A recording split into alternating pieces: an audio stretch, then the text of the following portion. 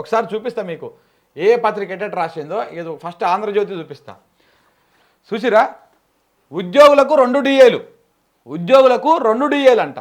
ఒకటి ఇప్పుడు, మరొకటి వచ్చే ఏడాది ఏప్రిల్లో, అంటే 6 నెలల తర్వాత. వచ్చే ఏడాది ఏప్రిలా? వచ్చే 6 నెలలు కూడా కాదు, అది సంవత్సరం అవుతుంది.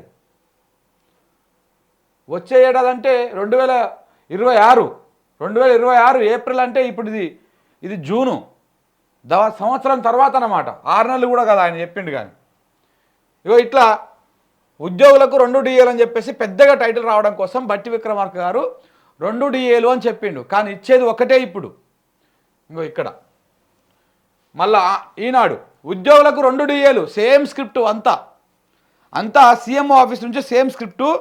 వీళ్ళు జస్ట్ ప్రింట్ వేసి ఈ పత్రికలు అంతే. చూడండి, ఇక ఉద్యోగులకు 2 డిఏలు, వెంటనే ఒకటి, 6 నెలల తర్వాత ఒకటి. మన ఆంధ్రజ్యోతి ఆయనకేమో వచ్చే ఏడాది ఏప్రిల్ అంటే సంవత్సరం తర్వాత, ఈయననేమో 6 నెలల తర్వాత అంటే డిసెంబర్లో ఇస్తారు అని చెప్పేసి ఈయన రాసిండు.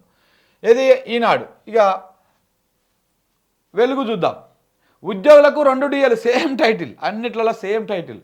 వెంటనే ఒకటి, మరొకటి 6 నెలల్లో చెల్లింపు, రాష్ట్ర క్యాబినెట్లో నిర్ణయాలు అని చెప్పేసి ఇది. ఇంకోటి కూడా చూద్దాం. దిశ అనేటువంటి పత్రిక కూడా ఏడుంది, ఇది ఉందా? ఈయన జర కొంచెం పాలిష్డ్గా రాసినట్టున్నాడు. ఇక 2 డిఏలకు గ్రీన్ సిగ్నల్, ప్రస్తుతం ఒకటి, 6 నెలల తర్వాత ఇంకొకటి. 2 డిఏలు అని చెప్పేసి వెంటనే 2 డిఏలు ఇస్తున్నారు అని చెప్పి రాయకుండా జస్ట్ సిగ్నల్, గ్రీన్ సిగ్నల్ ఇచ్చిర్రు. ఒకటి ఇప్పుడు ఇస్తున్నారు, తర్వాత ఇంకొకటి ఇస్తున్నారు అని చెప్పేసి ఈయన రాసిండు. చూసిరా, ఈ పత్రికలు అన్నీ ఎట్లా, ఇవన్నీ మళ్ళీ ఎక్కువ చదువుతూ ఉంటారు అన్నమాట. ప్రభుత్వ ఉద్యోగులు కానీ ప్రజలు కానీ ఇవి చదువుతూ ఉంటారు, పెద్ద పెద్ద పత్రికలు కాబట్టి. అసలు కథ ఇక మేము రాష్ట్రం చూడండి, తెలంగాణ పత్రిక. మనం ఒకటే డిఏ ఇప్పుడు ఇచ్చేది, ఒక్క డిఏనే. ఇంకోటి 6 నెలల తర్వాత చూద్దాం, ఇంకోటి 6 మంత్స్ తర్వాత చూద్దాం. వాళ్ళేమో 6 మంత్స్ ఇప్పుడే ఇచ్చేస్తామని కరాకండి. ఎందుకంటే కాంగ్రెస్ పార్టీ, మీరు ఒకసారి గుర్తుపెట్టుకోండి, ఇప్పటిదాకా వాళ్ళు చెప్పినటువంటి ఏ హామీ కూడా ఈ పర్టికులర్ టైంకి మేము చేస్తామని చెప్పినటువంటిది ఆ పర్టికులర్ టైంకి ఏది కూడా వాళ్ళు చెయ్యలే, వాళ్ళు నెరవేర్చలే. ఇది వాస్తవం. ప్రతి చూడండి, మీరు ఎన్నికల ముందు డిసెంబర్ 9 తారీఖు నాడు మేము రాగానే చేస్తామని చెప్పినా ఏవి కూడా చేయలే. మెగా డిఎస్సి గురించి చేయలే, ఉద్యోగాల గురించి చేయలే. ఆ రైతు భరోసా కేసీఆర్ 10,000 ఇస్తున్నాడు, మేము 15,000 ఇస్తామని చెప్పేసి మేము అధికారం రాగానే డిసెంబర్లో, మీరు ఇప్పుడు తీసుకుంటే 10,000 వస్తాయి, డిసెంబర్లో మేము వచ్చినాక తీసుకుంటే 15,000 వస్తాయి. ఇక ముసలోళ్ళ పింఛన్ల గురించి అయితే మరీ దారుణం. ఇప్పుడు మీరు తీసుకుంటే 2,000, మేము వచ్చినాక 4,000 ఇస్తాం డిసెంబర్లో. ఇట్లా మాట్లాడరు. కళ్యాణ లక్ష్మి గురించి కూడా ఇక ఇప్పుడు తీసుకుంటే 1,16,000 వస్తాయి మీకు. ఇక మేము అధికారంలోకి వచ్చినాక డిసెంబర్లో తీసుకుంటే 1,16,000తో పాటు తులం బంగారం కూడా వస్తుంది. ఇట్లా చెప్పిర్రు. ఏ ఒక్కటైనా నెరవేరిందా? నెరవేరదు కూడా.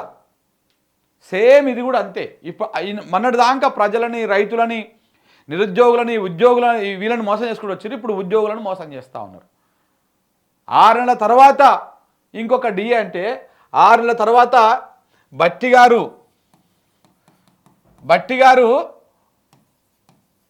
ఇక చూడండి, 6 నెలల తర్వాత ఈరుడెవరో సూర్యుడెవరో. బట్టి రేవంత్ రెడ్డి కావచ్చు, రేవంత్ రెడ్డి బట్టి కావచ్చు, ఉత్తమ్ కుమార్ రెడ్డి కోమటిరెడ్డి వెంకటరెడ్డి కావచ్చు, కోమటిరెడ్డి వెంకటరెడ్డి ఉత్తమ్ కుమార్ రెడ్డి కావచ్చు. నీ ప్రభుత్వం ఉండొచ్చు, ఊడిపోవచ్చు. ప్రజలు తిరగబడితే నీ కుర్చీ ఊసిపోయి మీరు పారిపోవచ్చు.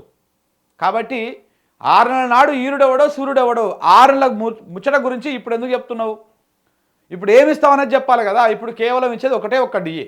మరి ఈ పత్రికలలో ఎందుకు ఇంతింత డంబాచారాలు, ఇంతింత కథ ఎందుకు? ఇక వాళ్ళు కూడా అదే అనుకుంటాడు, సచ్చినోని పెళ్లికి వచ్చినంత కట్నం అని చెప్పేసి. ఎవరు? ఈ ఉద్యోగులు కూడా.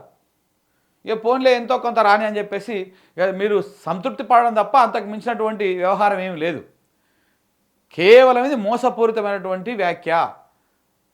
ఇప్పుడు ఉద్యోగులను కదిలిస్తే తెలుస్తుంది అసలు విషయం ఏందనేది. ఈ ఉద్యోగ సంఘాలని నాకు తెలిసి వాళ్ళు కొంతమంది ఇప్పటికే ఉద్యోగులు ఆరోపిస్తూ ఉన్నారు, ఈ ఉద్యోగ సంఘాల నేతలే మొత్తం దొంగలు, వీళ్ళే సంచులకు అమ్ముడు పోతున్నారు, సుట్ కేసులకు అమ్ముడు పోతున్నారు అని చెప్పేసి. మరి నిజమే అనిపిస్తుంది చూస్తుంటే. ఎట్లా ఒప్పుకుంటారు? ఒక డిఏకి ఎట్లా ఒప్పుకుంటారు? పోనీ ఇంకేమన్నా కొత్త నిర్ణయాలు తీసుకోవాలంటే ఏమీ లేవు.